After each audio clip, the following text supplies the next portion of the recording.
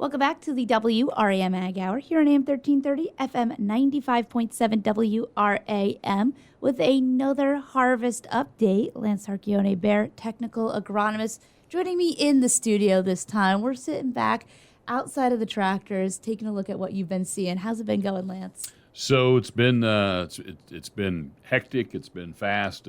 We started harvest early. We've had unless you've had breakdowns, you haven't really had to stop because it doesn't rain anymore, it seems.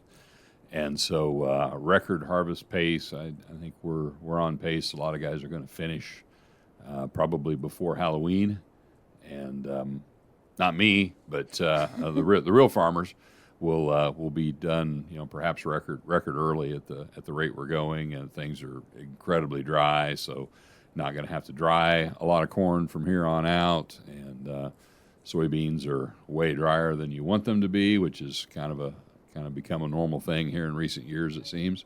But it's going fast. You can almost cut soybeans around the clock these days with as dry as things are, and everybody remember to be careful out there in the dry fields. Did have a friend lost a combine yesterday to a combine fire, so that always sucks. Yeah, well, you know what I've been telling farmers about the rain thing. My dad's coming to town in a couple weeks because he wants to see harvest, ride in a combine for the first time. Okay. It's going to rain. I'm Okay. sorry, that's just what happens every time. Either that or you guys will be done before he gets there.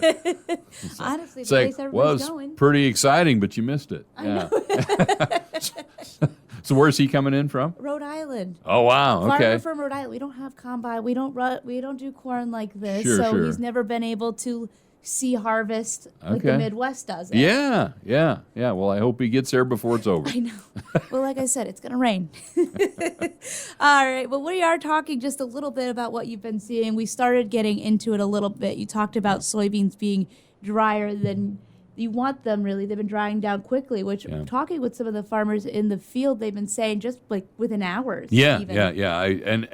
I've even had guys tell me that, and this was a couple weeks ago when corn was wetter than it is now, they could actually tell when they got started in the morning, they could watch the moisture on corn go down through the day.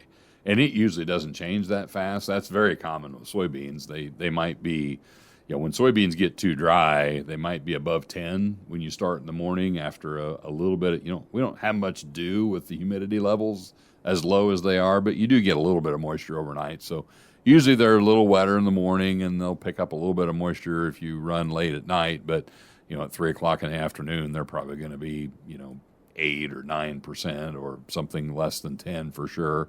And we're actually losing a lot of yield cutting them when they're that dry. But, with no rain in forecast, it's going to rain someday, but you don't want to wait forever to harvest them. Some guys would prefer to work on corn and hopefully cut the soybeans after it rains when you can get them at 12 or 13 or 14% instead of 8 or 9, but you don't know when that's going to happen. And, sometimes it's, I have left beans and waited for them to get wetter and regretted that because, sometimes when it starts raining, it doesn't quit raining, and then you can't get them out of the field. And so I can remember my grandfather's rule of thumb was if it's fit to cut beans, you need to cut beans. And so most people are working on beans. When they get back into corn, they're going to be shocked at how dry their corn has gotten while they were doing soybeans. So we're harvesting soybeans below market levels of moisture, and I think before we're done, we'll be harvesting corn below market levels of moisture as well. And you just you get your best yields when you harvest things when they're a little bit wetter. And so that's just a reality. We just can't get it out of the field fast enough when we have 90-degree sunny days and humidity. I don't know what the humidity level is these days, but it feels like we're in New Mexico. It's the air is really dry and makes it very comfortable at night. Cools off nice at night, so it's not sultry and muggy the way it is in the summertime around here, but man, it's just drying everything out. Yeah, so you're talking about just the yields and how the dryness is affecting yields. Just what kind of What are you hearing from farmers? Are they happy about the yields they're seeing? Is there some mixed feelings? Are we sad or disappointed? I should say, not sad. Yeah, sometimes both. Happy is a rare emotion. It seems like most people are either satisfied but not thrilled, or disappointed. I think is where most people are. And when harvest started, we were hearing some really surprisingly good numbers. And I think typically your earliest corn is not your best, but this year for a lot of people their early corn has been their best. And so normally you don't start with your best, and normally if your early corn's making 260 or 270, that bodes well for you finding some 280, 290, maybe some 300 when you get into your fuller season corn. And this year in some cases your early corn was making 260, and that kind of got you excited. And then you discovered over time that was your best, not your lowest. And so I think as we've gotten deeper into harvest, this harvest has been more like what I was afraid it was going to be, and that's kind of a good, not great crop.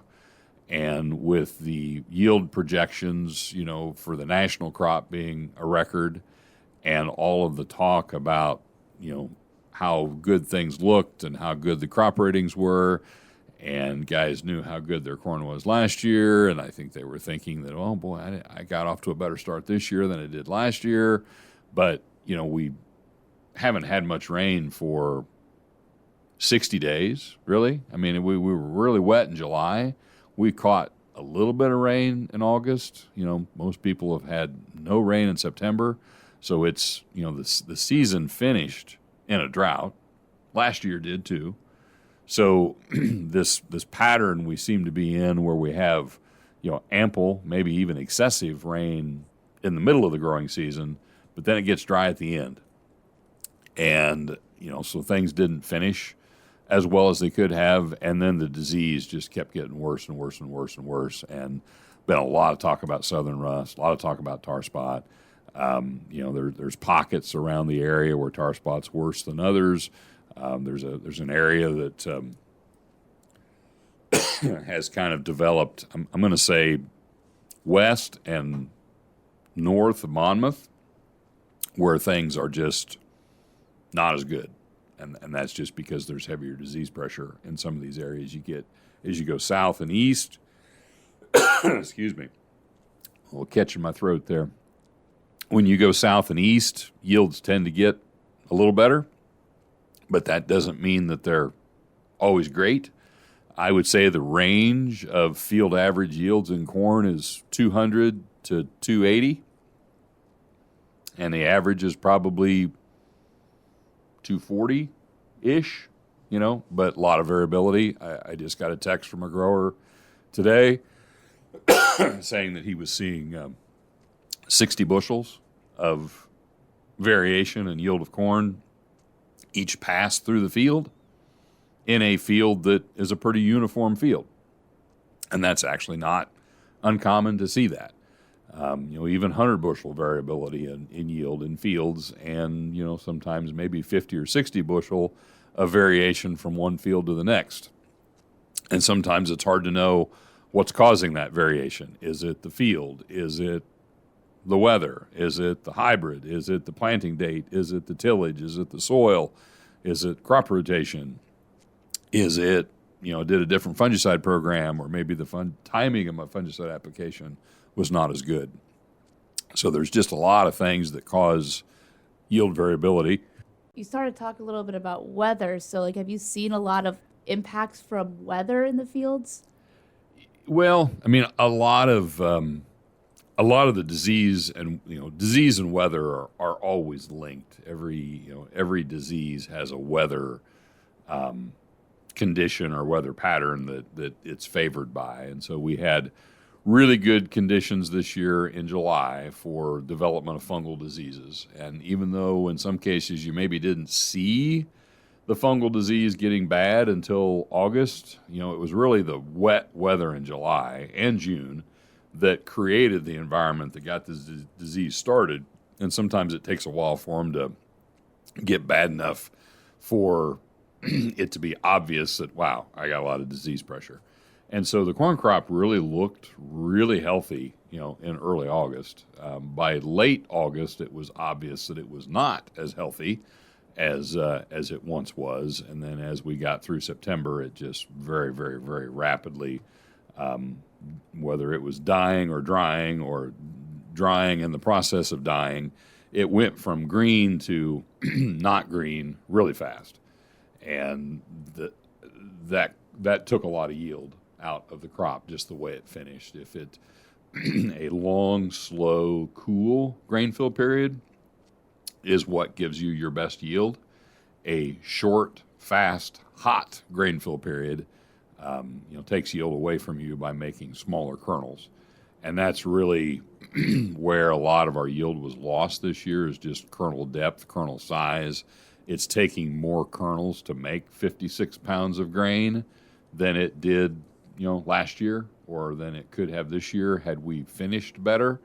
And a lot of fields probably had the ear count, had the population, had the kernel count to produce a 280, 290, 300 bushel yield if we had big, fat, heavy kernels. But we don't have big, fat, heavy kernels. And so that's how, you thought you were headed to 300 and you took a left turn and ended up at 240. And not that 240 is bad corn, but at today's prices, that probably doesn't cut it for a lot of guys with production costs. And so I would say nobody's thrilled with their crop, because it would be a great crop with $5 or $6 corn. At $4-ish or less dollar corn, we need more bushels than this, and it remains to be seen if our crop around here is probably not what a lot of people thought it was going to be. Whether that happens at a national level, on a scale big enough to give us better pricing opportunities, I don't know if that's the case or not, because there are a lot of places that are harvesting pretty good corn, and we don't have to have 300 bushel corn for the U.S. average to be 185. So, I'm not necessarily thinking that we got some dramatic, yield correction coming. So I think that's a little bit of a watch out for our producers locally. They assume that if they're not having a record crop, there's no way that the U.S. crop can be a record crop. And that's not necessarily true, because, we can be a little disappointing and maybe somebody else is having a bumper crop. Now, if everybody is, similarly disappointed, then yeah, it probably does mean that national average will be coming down. But, I think in some cases the market already kind of thinks it's not as good as what the government says. So if there's a reduction to that number, but yet the market was anticipating a reduction to that number, that doesn't necessarily mean the price is going to go up. So, we farmers are, as they unfortunately know, price takers, not price setters. And I've got bills I need to pay, and I need to sell this crop. I don't necessarily, as a producer, have the luxury of waiting a year and a half for the price to get better. So, you do what you can, but hopefully, yields are good enough for producers that they can, get the crop marketed and be in okay financial shape. But there's not a lot of, we're not seeing 300s in plots like we did last year. I haven't heard of any 300 bushel, average field yields, which, those type of record yields were out there last year. But, this year, a 280 is kind of what the 300 was last year. So I think a lot of guys are probably going to be, 20 to 30 bushel maybe off of where they were last year, which still means it's a good yield, but it's not, if you were expecting to eclipse the record that you set last year, your expectations were too high, and so you're going to be disappointed. If you were thinking that, well, this crop's probably not going to be as good as last year, but it's still pretty good, then it might make those expectations. So it's kind of, I jokingly say the secret to happiness is low expectations, and that's not necessarily true. But I think there were some people that had their sights set a little too high, based on all the hype and talk about how good the crop was. We're talking with Lance Tarchione, Bayer Technical Agronomist. I feel like we went down a not as the most positive way, so I want to end this on a positive note. What were some of the good things to come out of this year's crop, though? So I think we've learned a lot this year. Every year we get heavy disease pressure like this, we learn about the benefits of managing disease more aggressively. Mm-hmm. So we're going to see some dramatic yield responses to fungicide this year, and that's probably going to be educational for some people. Now, you don't necessarily need to be as aggressive as you needed to be this year every year. So we don't necessarily just need to start spraying fungicide 3 times, every year. But we did learn this year that when disease pressure is as heavy as it is this year, you need to be aggressive in protecting that crop from diseases, and we do have tools that we can use to do that. We're seeing a big response to early planted soybeans again, which is also not new, but when you have late drought, that tends to even add more to the yield benefit of planting your soybeans early by making the beans that got planted later worse because of the dry weather that we finished the season with. We always have opportunities to see products that shine in spite of the circumstances, and we've got several new hybrids that are having phenomenal performance years, and I think the challenge is not to get too in love with a product that excelled this year, because this is a weird year. We almost always, it seems like we say every year is a weird year, and they're at least all different. They're maybe not all weird, but they're all different, and we don't want to just load up next year with the things that were good this year, because next year is not going to be like this year. And we're seeing products this year that are phenomenal that weren't very good last year. And if you didn't plant any of them this year because you didn't like them last year, you're missing out on how good they are this year. So, human nature is, I want more of that because it was good. I want less of that because it was bad. And that's sometimes an overly simplistic, way to evaluate performance. And so you gotta look at multiple years of data. You gotta consider lots of factors, and try to make a educated guess of what the best to plant next year would be, when we have no idea today what next year is going to be like. That's a little too far away. Yes, right. We don't. 2 weeks is about the furthest out forecast that I put any faith in. So, the long range projections of what next year is going to be like don't really tell you anything about, what corn hybrid or soybean variety you ought to plant for next year, based on some sort of long-term weather forecast. There were a lot of long-term predictions that we were going to have a dry summer this year, and we ended up with a wet summer and a dry fall. Mm-hmm.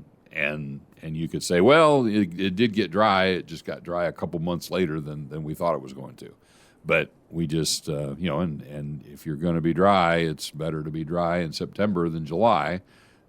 That would have been, if we wouldn't have had the rainfall that we had in June and July, we wouldn't have near the crop that we've got now. So we're fortunate that we did get the moisture that we did in the middle of the growing season, and that enables us to raise a pretty good crop, even though we had very little rainfall to finish the growing season. And that is one of the benefits of the type of soil that we have around here. It is more forgiving. The soil can store 10 inches roughly of worth of rainfall, And so we don't have to have rain every week to raise a pretty good crop, whereas other parts of the country, they need rain more frequently than we do because they're not, Southern Illinois, for example, if you want to if you want to feel better about your situation, you can always find somebody who's less fortunate. And the poor guys in Southern Illinois couldn't plant timely because it was too wet. There was flooding early in the year.